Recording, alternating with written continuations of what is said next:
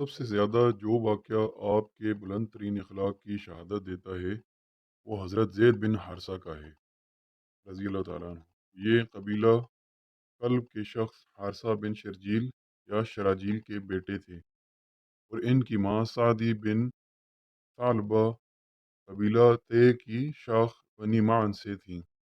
जब ये 8 साल के थे, इस वक्त इनकी माँ इन्हें अपने मेके ले गईं।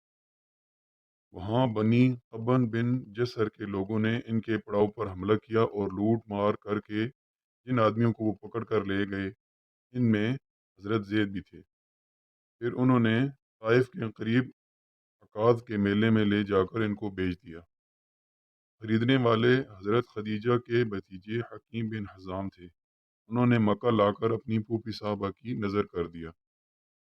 नबी अलैहिस्सलाम से जब हज़रत खदीजा रज़ी अल्लाह ताला अन्हा का निकाह हुआ, तो हुज़ूर सल्लल्लाहु अलैहि वसल्लम ने इनके यहाँ ज़ैद रज़ी अल्लाह ताला अन्हु को देखा और इनकी आदत व अतवार आपको इस कदर पसंद आईं कि आप सल्लल्लाहु अलैहि वसल्लम ने इन्हें हज़रत खदीजा रज़ी अल्लाह तआला अन्हा से मांग लिया।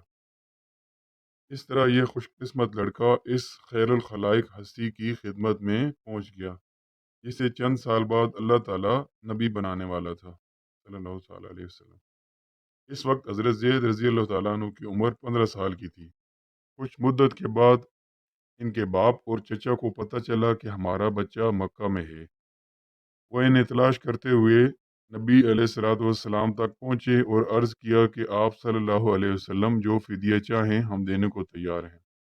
आप हमारा बच्चा हमें दे दें। हुज़ूर सल्लल्लाहु अलैहि वसल्लम ने फरमाया, मैं लड़के को बुलाता हूँ और इसकी मर्ज़ी पर छोड़े देता हूँ कि वो तुम्हारे पास जाना चाहता है या मेरे पास रहना पसंद करता है। अगर वो तुम्हारे साथ जाना चाहेगा तो मैं कोई फ़िदिया ना लूँगा और इसे यूँ ही छोड़ दूँगा। लेकिन अगर वो मेरे पास रहना चाहे तो मैं ऐसा आदमी नहीं हूँ कि जो शख्स मेरे पास रहना चाहता हो इसे ख्वाह मख्वाह निकाल दूँ। उन्होंने कहा, ये तो आपने इंसाफ से भी बढ़कर दुरुस्त बात फरमाई है। आप बच्चे को बुलाकर पूछ लीजिए। हुजूर सल्लल्लाहु अलैहि वसल्लम ने हज़रत ज़ैद रज़ी अल्लाह तआला अन्हु को बुलाया और इनसे कहा, इन दोनों को जानते हो? उन्होंने अर्ज़ किया, जी हाँ, ये मेरे वालिद हैं और ये मेरे चचा। आप सल्लल्लाहु अलैहि वसल्लम ने फरमाया, अच्छा तुम इनको भी जानते हो और मुझे भी। अब तुम्हें पूरी आज़ादी है, चाहो तो इनके साथ चले जाओ और अगर चाहो तो मेरे साथ रहो। उन्होंने जवाब दिया, मैं आप सल्लल्लाहु अलैहि वसल्लम को छोड़कर किसी के पास नहीं जा सकता।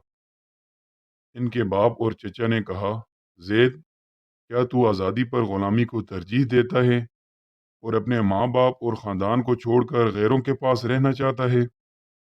उन्होंने जवाब दिया, मैंने इनकी जो औसाफ देखे हैं, इनका तजर्बा कर लेने के बाद अब मैं दुनिया में किसी को भी इन पर तरजीह नहीं दे सकता।